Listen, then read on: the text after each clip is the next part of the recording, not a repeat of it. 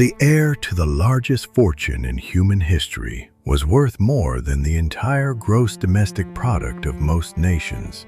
Yet in November 1961, Michael Rockefeller was bartering for his life with a handful of tobacco leaves in a swamp that time forgot. He had the financial power to buy a continent, but he could not buy a way out of a capsized canoe. The mystery of the disappearance of Michael Rockefeller is not just that he vanished into thin air. It is that a specific blood-stained ritual mask held the secret to his end for over 50 years, hidden away from the world. This is the dark history of the Rockefeller family mystery and the price paid for venturing into the unknown. Michael was the golden child of a dynasty that viewed the world as a spreadsheet to be balanced. While his peers were obsessed with Wall Street, he was drawn to the rumors of cannibalism in New Guinea and the untapped spirits of the Asmat tribe. He was a man who possessed everything, yet he was haunted by a primitive hunger that no bank account could satisfy. This obsession would eventually lead him to the shores of a land where his name meant nothing and his wealth meant even less. The story of the Asmat people history is often told through the eyes of explorers, but for Michael, it became a final, silent witness to his own mortality. The Rockefeller name was synonymous with a cold, calculated pursuit of total market dominance. John D. Rockefeller Sr. did not just build Standard Oil. He built an industrial machine that sucked the oxygen out of every room in the American economy. By the time Michael was born in 1938, the family was worth the equivalent of $400 billion in today's currency.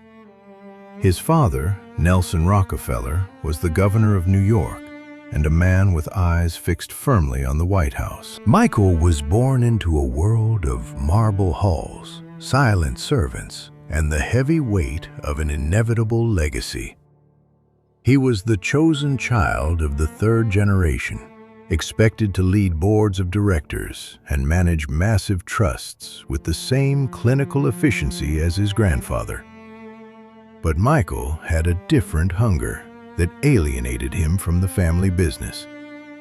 He did not want to manage numbers or oversee the extraction of crude oil from the earth. He wanted to collect souls and document the raw, untouched essence of humanity. He became obsessed with the primitive, the raw, and the artifacts that money could not manufacture in a factory. This obsession led him to the edge of the known world, far from the safety of Manhattan. His drive was fueled by a desire to find something authentic in a world made of plastic and polish. He viewed the jungle not as a danger, but as a gallery waiting to be curated for the Rockefeller prestige. He believed that his status made him untouchable, a secular god protected by the sheer mass of his family's influence. He did not realize that the deeper he went into the mangroves, the more he was stripping away the armor of his civilization. He was trading his future for a collection of wood and bone, unaware that the ledger was already being balanced. The transition from the boardroom to the mud was a deliberate rejection of his father's gilded cage. Michael saw the Asmat not as people, but as the ultimate acquisition for the family's museum of primitive art. He approached the jungle with the same hostile takeover mentality that had made Standard Oil a monopoly. He was convinced that every man had a price, whether that price was paid in gold or in steel axes. This fundamental misunderstanding of tribal debt and spiritual equilibrium was the first crack in his foundation. He was walking into a debt he could never repay with a checkbook. Chapter 2. Building the Monopoly. Michael Rockefeller's mission to Netherlands New Guinea was far more than a personal hobby or a youthful adventure.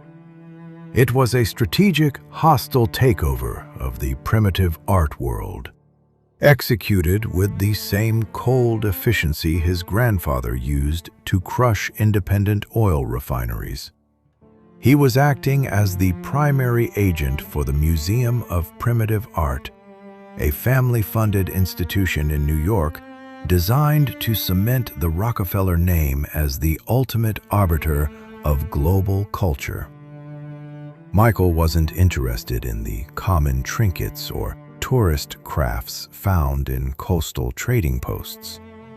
He was hunting for the crown jewels of the Asmat people, specifically the Bijpoles. These were 20-foot-tall, intricately carved monuments used to house the restless spirits of the deceased. To the Asmat, these were not merely wood and pigment. They were active weapons of spiritual warfare, essential for maintaining the metaphysical balance of their universe. To acquire these sacred relics, Michael reached into the Rockefeller playbook of market disruption. He arrived in the jungle with a massive surplus of industrial-age resources that the Stone Age economy of the Asmat could not resist. He traded high-quality steel axes and durable nylon fishing lines for objects that had taken months of ritualistic labor to create. By introducing mass-produced metal tools into a society that still relied on sharpened stone and bone, Michael fundamentally altered the value of their labor and their traditions. He was effectively buying out the spiritual infrastructure of a civilization for the price of a few hardware store supplies. This wasn't a fair exchange of goods. It was a lopsided liquidation of an entire culture's heritage, orchestrated by a man who viewed the world as a collection of assets waiting to be acquired. By late 1961, Michael had successfully accumulated hundreds of these priceless artifacts, filling warehouses with carvings that would eventually be worth millions on the international market. He was winning the game of cultural acquisition, moving through the swamp with the confidence of a man who believed every person and every spirit had a price. However, he failed to understand the underlying accounting system of the people he was dispossessing. In the Asmat world, every action creates a debt that must eventually be settled in blood. While Michael was checking off items on his manifest, the local leaders were recording a very different kind of ledger. He was disrupting a delicate social equilibrium that had existed for thousands of years, oblivious to the fact that the Rockefeller name provided no protection against a debt of honor. The sheer scale of his collection efforts began to draw unwanted attention from both the colonial authorities and the tribal elders. Michael was no longer a guest. He was a force of nature that was stripping the region of its most sacred protections. He moved from village to village, using his wealth to bypass traditional taboos and gain access to restricted longhouses. His success was undeniable, but it was built on a foundation of profound cultural arrogance. He believed that his status as a Rockefeller made him an untouchable observer, a godlike figure who could extract whatever he desired without consequence. As he prepared for his final expedition along the Casuarina coast, he was unaware that the spiritual balance he had disturbed was about to demand a final, physical payment. While Michael waded through the suffocating mud of the Casuarina coast, his family was busy redefining the very concept of American luxury. Back in Manhattan, the Rockefeller name was etched into the skyline in limestone and steel. They didn't just live in the city, they owned the city. Their primary residence was a triplex apartment on Fifth Avenue, that functioned more like a private museum than a home. It featured 35 rooms, dozens of servants who moved like ghosts, and a collection of Renaissance art that would make the Louvre envious. This was a world where the temperature was always perfect and the silver was polished to a mirror finish every single morning. The family dictated global policy over dinner parties that decided the fate of developing nations. Nelson Rockefeller, Michael's father, was the governor of New York and arguably the second most powerful man in the United States. He moved through the world with the absolute confidence of a man who knew that any mistake could be erased with a checkbook. To the Rockefellers, the planet was a chessboard, and they were the only players with the capital to move the pieces. Their wealth was so vast that it had become invisible to them, a natural law like gravity or the rising sun. Michael's life in New Guinea presented a startling and almost masochistic contrast to this gilded existence. He traded the silk sheets of the Upper East Side for thin straw mats laid over damp earth. Instead of 5-course meals prepared by world-class chefs, he ate sago grub and charred fish caught from stagnant river water. The humidity was a constant weight, a thick blanket of rot and heat that never lifted. Yet, even in this grueling environment, Michael was still a Rockefeller. He could not truly escape his shadow. He traveled with a Dutch ethnographer and a hand-picked crew of local guides, essentially creating a mobile corporate outpost in the middle of a Stone Age jungle. He carried equipment that represented a technological leap of thousands of years over the people he was studying. His primary tool was a high-end Leica camera, a precision instrument of German engineering that cost more than the annual output of 10 Asmat villages combined. To Michael, the camera was a way to capture and categorize the world. To the Asmat, he was a strange, pale deity who possessed objects of impossible power. He was documenting a culture that practiced headhunting not as a crime, but as a necessary form of social and spiritual equilibrium. To the tribesmen, the human head was the seat of the soul, and the only way to appease the ancestors. To Michael, it was a specimen to be catalogued for a glass case in a New York gallery. He moved through the mangroves with the same entitlement his grandfather used to consolidate the oil industry. He believed his status made him untouchable, as if the Rockefeller name was a physical shield that could repel spears or spirits. He viewed the Asmat through the lens of a collector, never realizing that he was being viewed through the lens of a debt collector. In the elite circles of Manhattan, success was measured in stock points and mergers. In the swamps of New Guinea, success was measured in the balance of blood. Michael believed he was the one doing the buying, but the jungle was preparing to take something that money could never replace.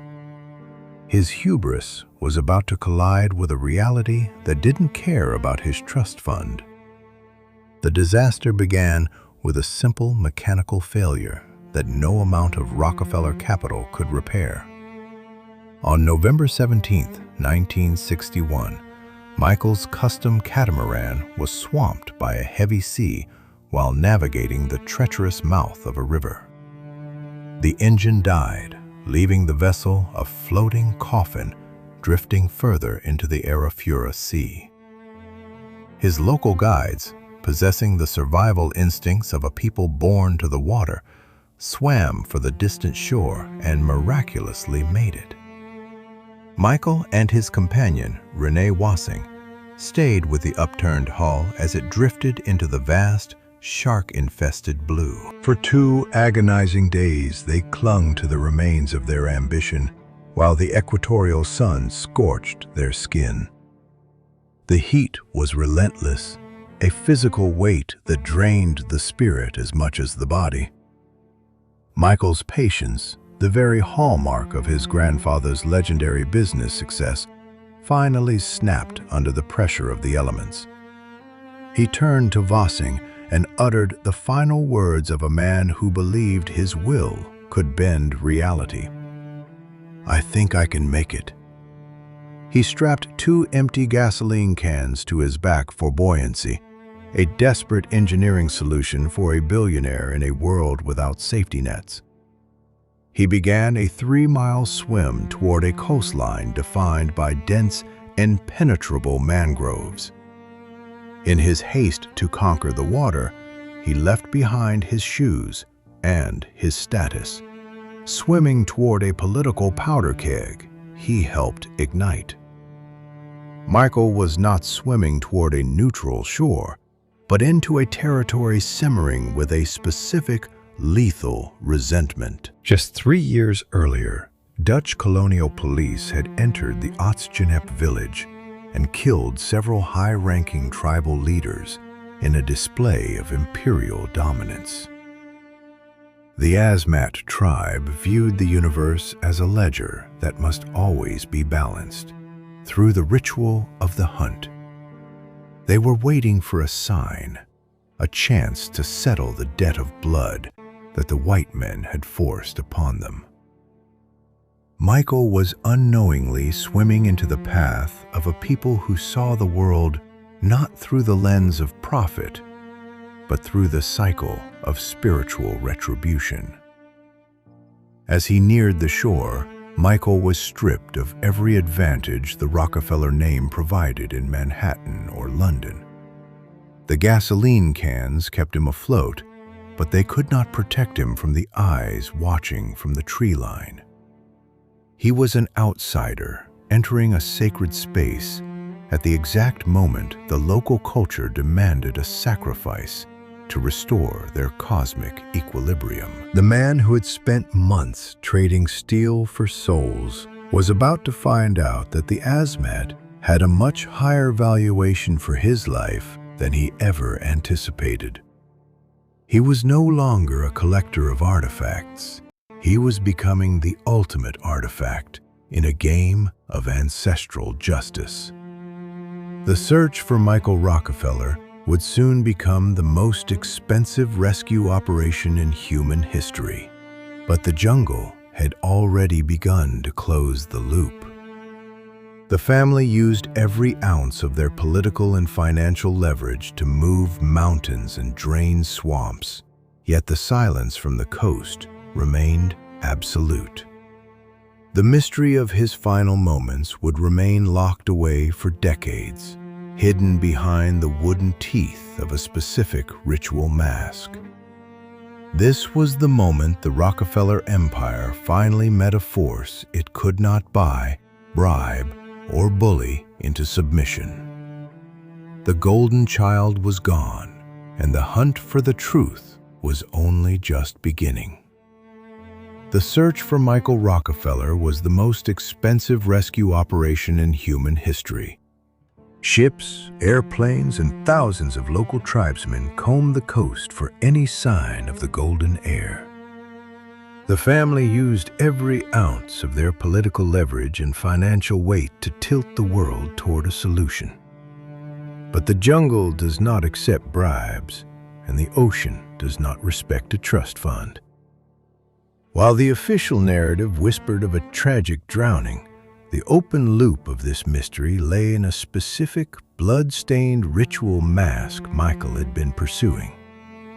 For decades, the Rockefeller name acted as a seal on the truth, but the silence of the swamp was eventually broken by those who lived within it. Years later, independent investigators and journalists spoke to the men of the Otsjanep village. They described a scene that the Rockefeller board of directors would find impossible to reconcile with their world of high-rise glass and steel. They spoke of a white man, exhausted and pale, emerging from the water near the mangroves. He was stripped of his status and his shoes. To the Asmat, this was not a billionaire or a man of high birth. He was a ghost, a strange creature from the sea that represented an imbalance in their spiritual world. Following their ancient code of eye for an eye justice, they didn't see an individual.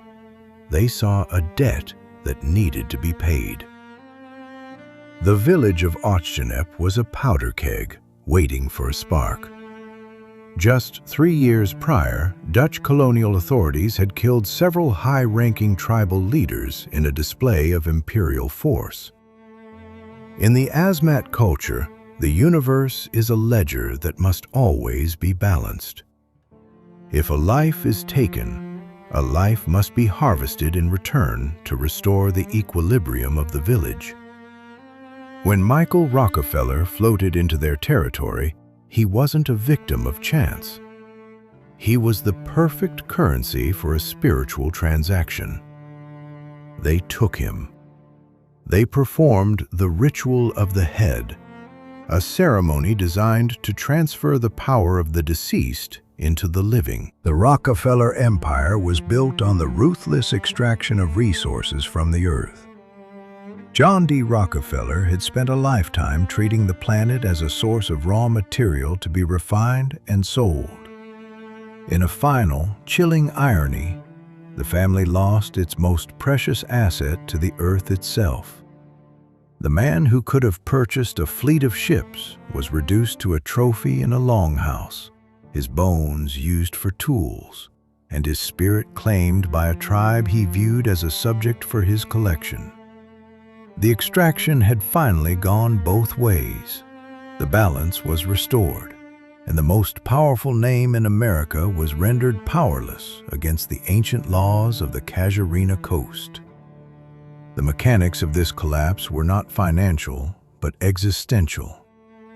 The Rockefeller invincibility was a mirage that vanished the moment Michael stepped off his boat. While his father, Nelson, prepared for a political career that would lead to the vice presidency, Michael was being absorbed into the history of a people who did not know what a dollar was. The family eventually declared him dead from drowning because the alternative was too messy for the brand. It was too primitive for the architects of the modern world to admit that their scion had been consumed by the very culture he tried to document. The mystery was solved, not in a courtroom, but in the oral traditions of a swamp that time forgot. The Rockefeller family officially declared Michael dead from drowning, a verdict that served the dynasty far better than the gruesome reality of the jungle. For the architects of the modern world, admitting that the heir to a $400 billion fortune was consumed by a Stone Age tribe was a catastrophic blow to the brand.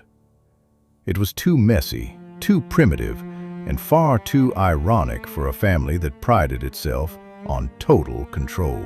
They chose to bury the truth under a mountain of press releases and official denials, ensuring that the Rockefeller name remained synonymous with progress rather than a terrifying regression into the dark heart of nature. The narrative was sanitized to protect the stock prices and the political ambitions of Michael's father, Nelson, who could not afford a cannibalistic scandal while eyeing the presidency of the United States. Today, the artifacts Michael risked everything to collect sit in the Metropolitan Museum of Art, housed in a wing that bears his name. These 20-foot-tall beige poles and intricate carvings are now worth tens of millions of dollars, serving as silent witnesses to a transaction that cost a man his life. They are no longer spiritual weapons or vessels for the dead. They are commodities in a climate-controlled room. Visitors walk past them every day, unaware that the wood is stained with a history that no amount of Rockefeller philanthropy can ever truly wash away. The collection is a testament to the family's reach, proving that even in death, the Rockefellers found a way to turn a personal tragedy into a permanent asset for their cultural empire. The Rockefeller fortune itself survives the loss of its golden child, But its sense of invincibility died in that New Guinea swamp. In the years following Michael's disappearance, the family shifted its strategy, moving wealth into a complex web of trusts and charitable foundations. This shielded their assets from the prying eyes of tax authorities and the public, creating a ghost empire that influences global policy from the shadows. They moved from the loud dominance of oil and steel to the quiet, pervasive power of banking and international diplomacy. They learned that true power does not come from being seen, but from being the invisible hand that guides the world while remaining safe behind marble walls. Yet every time a member of the dynasty looks at an Asmat carving, they are forced to confront the price of their ancestors' hubris. The disappearance of Michael Rockefeller remains the ultimate cautionary tale for the elite. It serves as a cold reminder that the laws of nature do not recognize the signatures on a checkbook or the prestige of a surname. The man who could have bought a continent was ultimately reduced to a trophy in a longhouse, proving that even the largest fortune in human history has its limits. The empire continues to grow, but it is haunted by the knowledge that their most precious asset was lost to a world that simply did not care how much money he had in the bank. Wealth can build massive walls and buy incredible influence, but it cannot change the fundamental laws of gravity or the raw instincts of humanity. Michael Rockefeller tried to own a culture he did not understand, and in the end, that culture owned him. His story is the final proof that no matter how high you climb, the earth always waits for its due. The Rockefeller name remains a titan of industry, but its shadow is forever lengthened by the mystery of the son who went looking for a soul and found a void. When you play a game with the gods of the jungle, the house doesn't always win.